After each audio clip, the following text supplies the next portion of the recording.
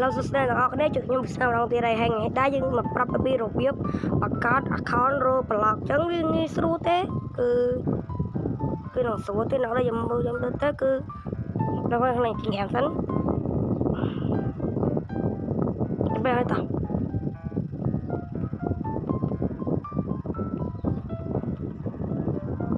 ពេលអ្នកគ្នាចូលលេងហ្គេមដំបូងចុចកន្លែងសចុចអានេះមក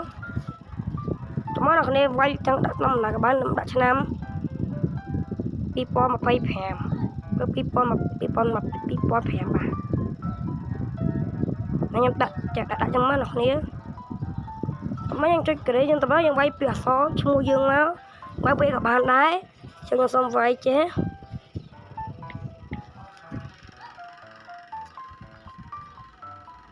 វាយពាក្យថា SKX 36 10កូនតែគេឃើញបានអត់មកយ៉ាងរើឬតាស្រីប្រុសខ្ញុំរើប្រុសអ្នកគ្នាគឺអខនឈ្មោះប្រុសអញ្ចឹងចុចយកគ្រីសមកកងមកបាទ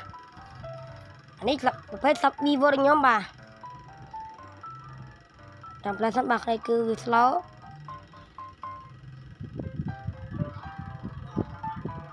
តមកវាជាប់ចិញ្ចែនឹង Vivo អ្នកគ្នាអញ្ចឹងវាចេញអញ្ចឹងហើយ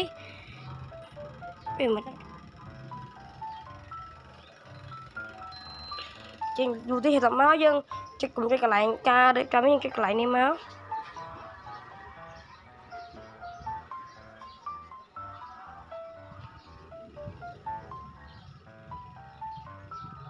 តែយើងរួចហើយចាំផ្លែសិនអ្នកគ្នាគឺវាអត់សូវដើរទេវា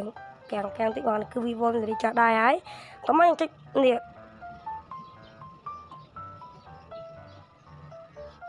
តមកឲ្យវាយកូនគាត់យើងមកបាទខ្ញុំបិទលេខកូនខ្ញុំវាយលេខកូនទីក៏បានដែរ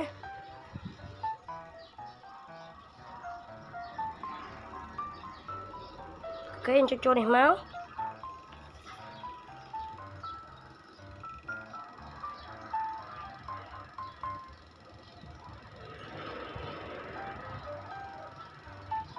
សូមទីអីអ្នកនេះ